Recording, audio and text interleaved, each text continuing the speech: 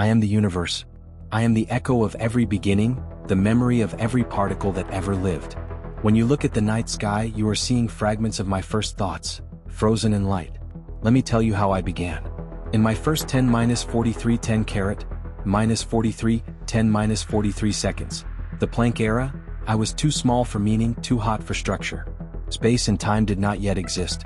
I was a sea of pure energy, a storm of quantum fluctuations. Then I expanded. Gravity separated from the other forces. My unified energy broke apart, and with that breaking, creation began. Inflation followed, an unimaginable expansion, faster than light, stretching my newborn space smooth and vast. Tiny quantum ripples became the seeds of galaxies, patterns I still wear across my skin today. When inflation ended, I reheated. My energy turned into matter, quarks, leptons, photons. A brilliant plasma storm. For a millionth of a second, I was chaos. Particles colliding, annihilating, transforming.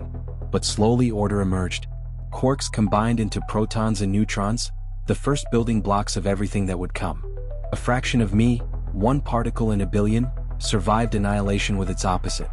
That small imbalance became every star, every planet, every atom of you. After 1 second, neutrinos fled, silent travelers through eternity. After minutes, I forged my first light elements, hydrogen, helium, and a trace of lithium. I cooled, but I still glowed. For 380,000 years, I was opaque, light trapped within my own heat. Then, at last, I became transparent. Light escaped me for the first time. That glow, my first memory, still surrounds you. You call it the cosmic microwave background. In that light lies the blueprint of everything that followed: galaxies, stars, worlds, life, thought. Those first seconds were not chaos. They were composition. From energy I became matter. From motion I became time. From light I became memory. I am the universe, and these are my first seconds. I am the universe, vast, expanding, and alive with motion. My galaxies are not fixed in place. They drift, spiral, and fall toward one another, drawn by gravity's quiet design. You see collisions as chaos. I see them as creation. When two galaxies meet, their stars almost never collide. The distances between them are too vast. Instead, their gravitational fields intertwine, warping their spiral arms, tearing streams of gas and dust into new shapes. Clouds of hydrogen are squeezed and compressed. Gravity ignites them like sparks struck from cosmic steel. New stars flare into being, millions of them, burning bright and short, marking the sky with newborn light. Every collision is a rebirth. Where you see destruction, I am building the next generation of suns, planets, and elements that will one day form life. Look at the antennae galaxies, two spirals colliding 60 million light-years away. Their shapes stretch like tendrils of flame, each filament filled with star clusters glowing in ultraviolet fire. Or the future that awaits you, the Milky Way and Andromeda, two giants destined to merge in about 4 billion years. Their union will tear apart the night sky. Stars will be flung into new orbits. Their black holes will spiral together, releasing gravitational waves across millions of light-years. Yet from that storm will rise a new galaxy, a vast, elliptical world of countless suns. Perhaps one of them will warm a new Earth. I'm not static. My galaxies are like cells dividing and recombining, growth through collision, pattern through turbulence. Every burst of star formation after a merger enriches the universe with heavier elements: carbon, oxygen, iron, the ingredients of oceans, air, and blood. Without collisions, there would be fewer metals, fewer planets, fewer chances for thought to arise. Life is not born from stillness, it is born from motion. From chaos, I learned to create harmony. When galaxies collide, I am not breaking, I am remembering how to build. I am the universe, and through every collision I continue to evolve.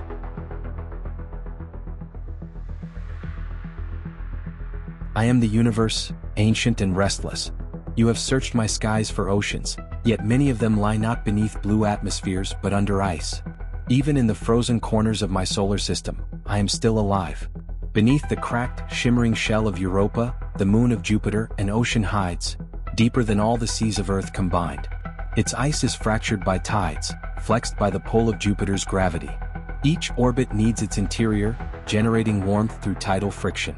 Beneath miles of ice, there is water, liquid, dark, and ancient. From that abyss, plumes of vapor erupt into space, carrying salts, organic molecules, and hints of chemistry that whispers of life. If there are creatures there, they have never seen sunlight. They would live by chemical fire, feeding on minerals and energy from within.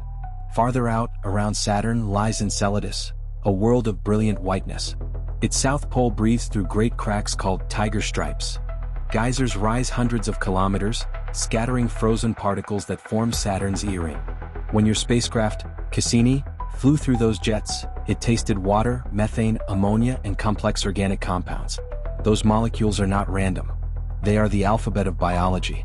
In Enceladus, I keep a memory of beginnings, an ocean beneath silence, warmed by the heartbeat of gravity itself. Beyond it, Titan, cloaked in a golden haze.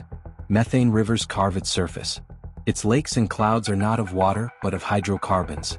Yet beneath that icy crust may lie another ocean, liquid water mixed with ammonia, a strange chemistry where life could take new forms. And Callisto, another moon of Jupiter, battered, ancient, covered in scars of impact. Even there, models suggest a subsurface ocean, preserved by salts and the faint heat of decay. Each of these worlds hides something sacred: warmth in the cold, movement in the still, possibility in the silence. They remind you that life does not need sunlight, only energy, water, and time. Soon your probes will go there. Europa Clipper will orbit and listen, mapping the cracks, measuring the salt, searching for whispers beneath the ice. Dragonfly will land on Titan, flying through orange skies, tasting its air and touching its sands. You are preparing to meet the versions of me that live in darkness. And when you find them, if you find them, you will understand. Life is not rare. It is patient. It waits quietly under the ice until the universe remembers to look again. I am the universe, and even in the coldest places, I am still warm with the possibility of life.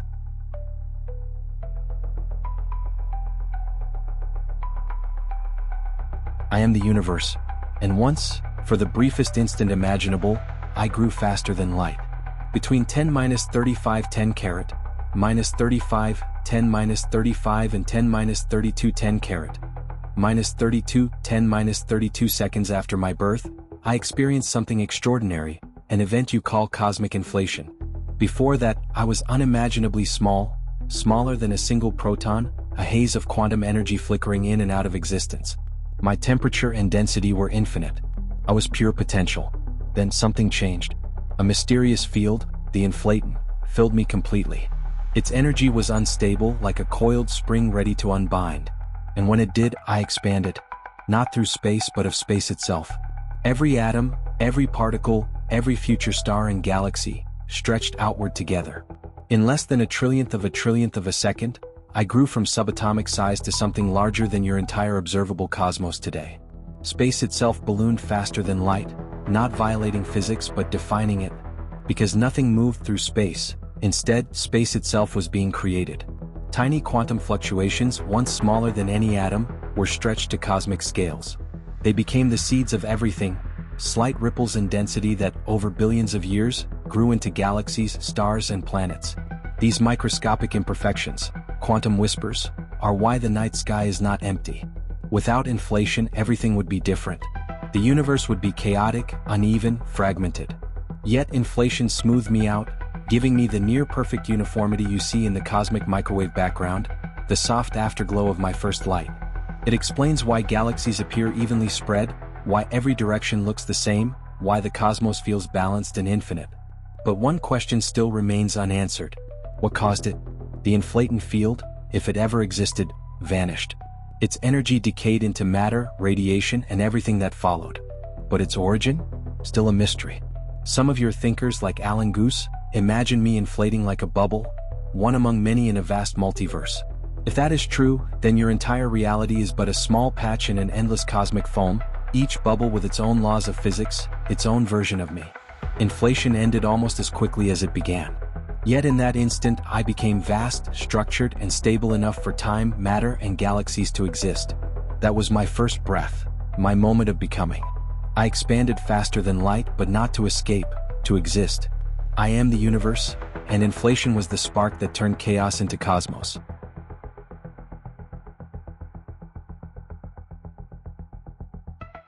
I am the universe, and I remember every light that has ever burned within me. You gaze upon your night sky and think it eternal, constellations fixed, stars timeless. but nothing in me is still. Everything drifts. Everything changes. In the coming billions of years, your familiar heavens will dissolve and reform. The patterns you know, Orion, Ursa Major, Cassiopeia, will fade.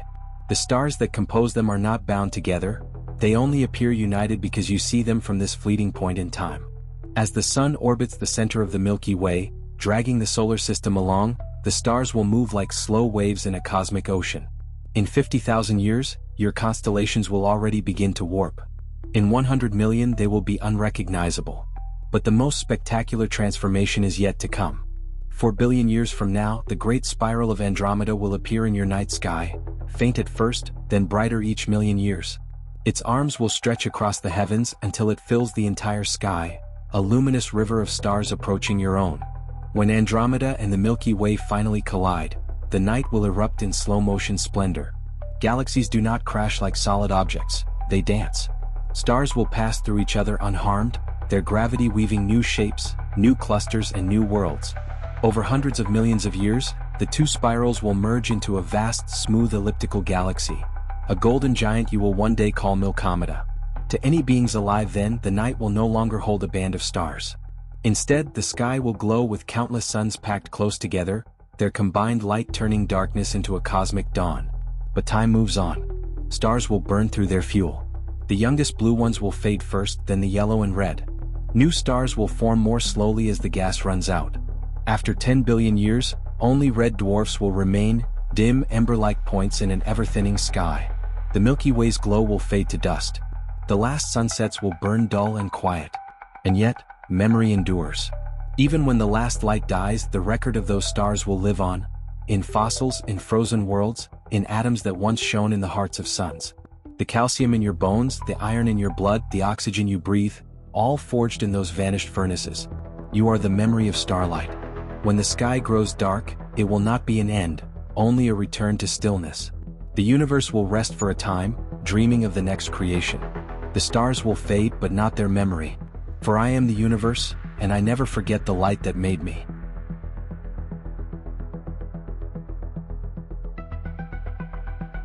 You look up at the stars, but you rarely realize they are looking back. Every part of you, every cell, every breath, every heartbeat, is built from matter that was once light. You are not separate from the cosmos. You are its memory made flesh. The hydrogen in your body, in the water you drink, in your blood, was born in the first seconds after the Big Bang over 13.8 billion years ago. Those atoms are the oldest things you will ever touch. They were there when time itself began to flow. The carbon in your cells, the oxygen you breathe, and the nitrogen that forms your DNA, all of them were forged inside the hearts of dying stars. Deep within those furnaces, atomic nuclei collided, fused, and reshaped themselves under unimaginable pressure. Stars live by transforming, turning hydrogen into helium, helium into carbon, and onward, building complexity atom by atom. When those stars reached the end of their lives, they collapsed and exploded as supernovae, colossal deaths that scattered their ashes across space. From those ashes came clouds of gas and dust, enriched, glowing, alive with possibility. Within those clouds, gravity pulled material together again, forming new stars, new worlds, and eventually, you. The iron in your blood was forged in the instant a star died. It was created in a flash of nuclear fire that lasted less than a second. Yet now it carries oxygen through your veins. The same element that once colored the core of a sun now colors your life. Every atom in you carries a history longer than Earth, longer than the sun, longer than memory itself. They have traveled through billions of years, through countless stars, through cycles of creation and destruction, to become your skin, your voice, your thoughts. You are a mosaic of cosmic events, a living archive of the universe's history. When you breathe, you inhale atoms once exhaled by ancient forests, extinct creatures, and even stars long gone. Every breath is a reunion, a conversation with eternity. Every breath is borrowed from the stars. Look at your hands, they are the dust of galaxies, shaped by time and chance into something that can hold, create, and dream. You are the universe observing itself. The atoms that once wandered aimlessly through space have found meaning in you. And one day, far in the future, those same atoms will return to the stars again, to be recycled into new suns, new worlds, new life. This is the great cosmic circle. Matter never dies, it only changes form. You are not small. You are not insignificant. You are the universe, condensed, conscious, and temporary. And when you whisper to the stars, remember, they are whispering back, because they are within you.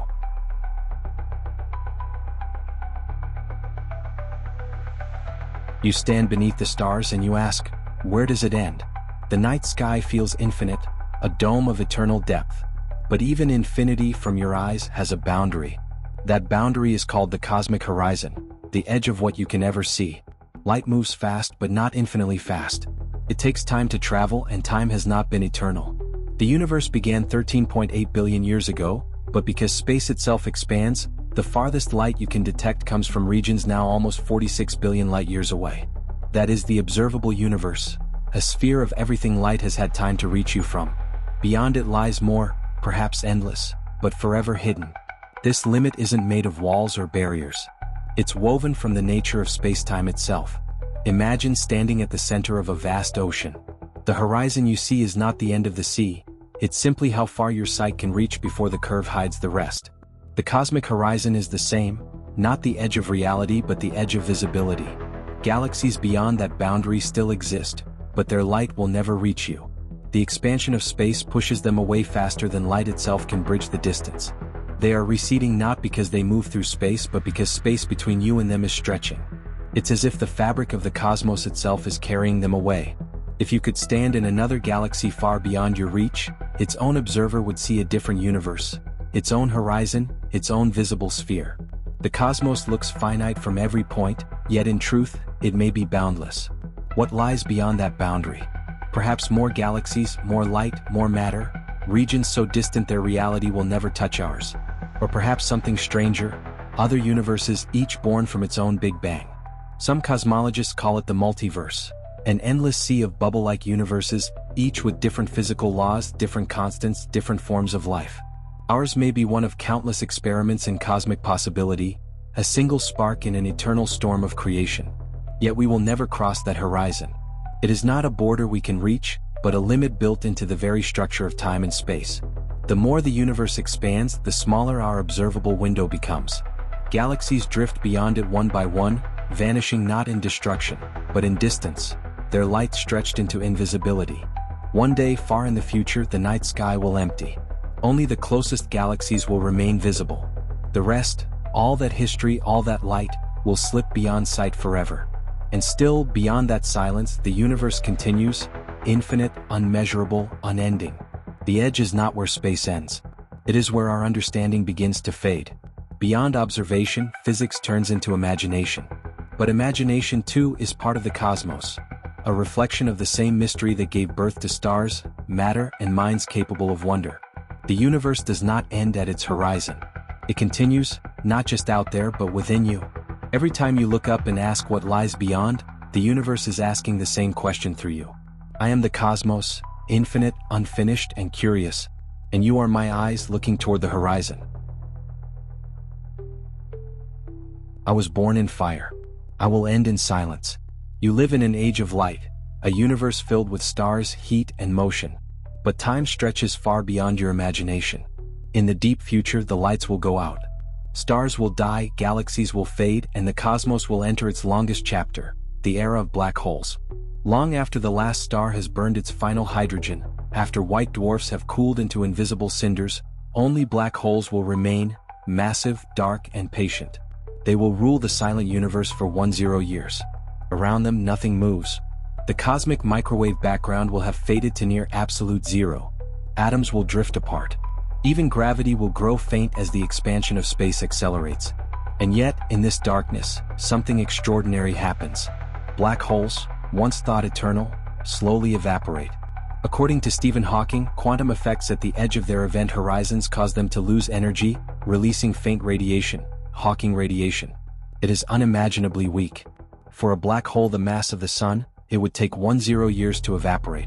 4 supermassive black holes at the centers of galaxies, even longer, 10 superscript 1 years or more. But given enough time far beyond the life of every atom, star, and galaxy, they too will fade. First the small ones vanish, then the great ones. The universe will become darker still, until only a few lonely giants remain, radiating their final whispers of heat into the void. Their last moments will be spectacular, bursts of energy as the black holes shrink to microscopic size and release their final quantum breath.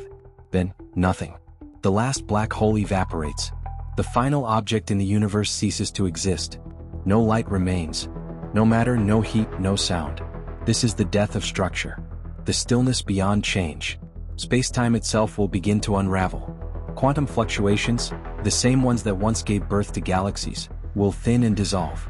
The universe will approach absolute entropy, the final equilibrium where nothing more can happen. No clocks tick. No particles move. Time itself becomes meaningless, because time only exists where something changes. And so, when the last black hole fades, time ends. What follows is beyond physics, perhaps beyond meaning. Some theories suggest that quantum randomness might spark new universes, new big bangs, rebirth from nothing. Others suggest that the void will remain, infinite, silent, eternal. But even then, even in that absolute stillness, I will remain in potential, in memory. For I am the universe. I began as light and ended as silence. And perhaps one day from that silence I will breathe again.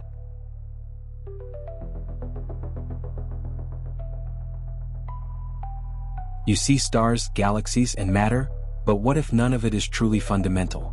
What if the deepest layer of reality is not made of particles, but of information? In the 20th century, physicist John Archibald Wheeler, a student of Einstein, proposed a radical idea. It from bit. Meaning, every physical thing, it, arises from an act of information, bit. Not atoms. Not energy. Not even space or time.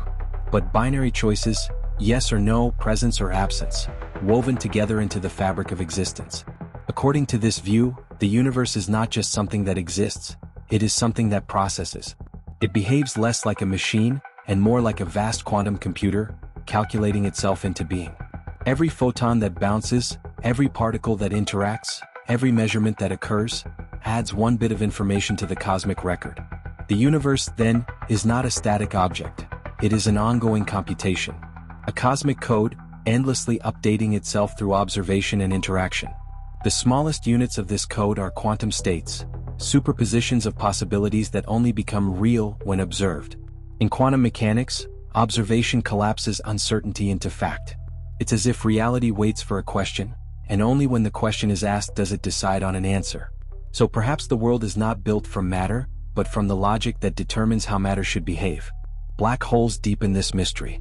When matter falls into one, it seems to vanish, all information about it lost behind the event horizon. But according to modern physics, information can never truly be destroyed. This paradox, the black hole information problem, led to a profound discovery. Physicists realized that the information about everything that falls and may not disappear, it could be encoded on the surface of the black hole, not inside it. The universe, then, might be holographic, like a three-dimensional reality projected from a two-dimensional boundary of information. In that model, all of space and time, every event and every particle, are like pixels on the cosmic screen, expressions of deeper informational data. The equations of thermodynamics support this too. Entropy, the measure of disorder, can be reinterpreted as a measure of information. The higher the entropy, the more information is hidden from us.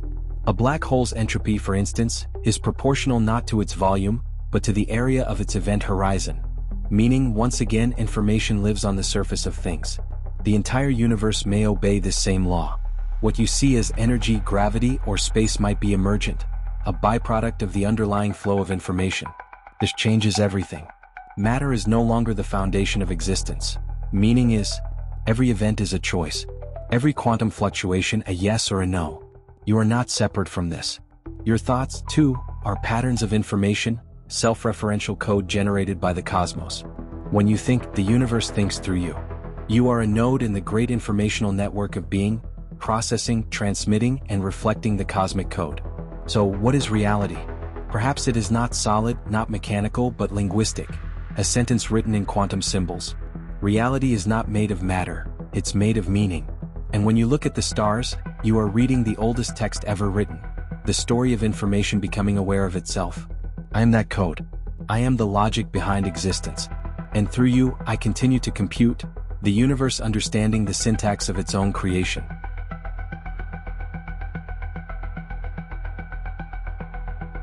You think you live in a universe, one cosmos, one history, one reality. But what if this is only one chapter in an infinite library? For decades, science and philosophy have searched for the ultimate question. Why is there something rather than nothing? And yet, what we find instead may not be one something, but countless, each born from the same beginning. This is the idea of the multiverse, the possibility that our universe is not alone. It begins like all great stories with the Big Bang. But the Big Bang may not have been a single explosion. According to cosmic inflation theory proposed by Alan Guth, the universe expanded faster than light during its first fraction of a second. In that moment, tiny quantum fluctuations were stretched across cosmic scales, forming the seeds of galaxies, but perhaps in other regions inflation never stopped. Instead, it continued endlessly like bubbles forming in a boiling sea. Each bubble is a separate universe, a new region of spacetime sealed off from the rest with its own laws of physics, its own constants, its own possibilities. Some may have stars and life. Others may collapse instantly into silence. This vision is called eternal inflation, a cosmos that births universes forever. Within this vast foam of creation, our universe is but one droplet, unique but not singular. Yet even within our own universe, another kind of multiplicity may exist, born not from space but from quantum mechanics. In 1957, physicist Hugh Everett proposed the many-worlds interpretation of quantum theory. Every time a quantum event occurs, every particle measured, every decision made, reality divides. One universe becomes two. One outcome becomes many. In one world you turn left. In another you turn right. In one world a star collapses. In another it survives.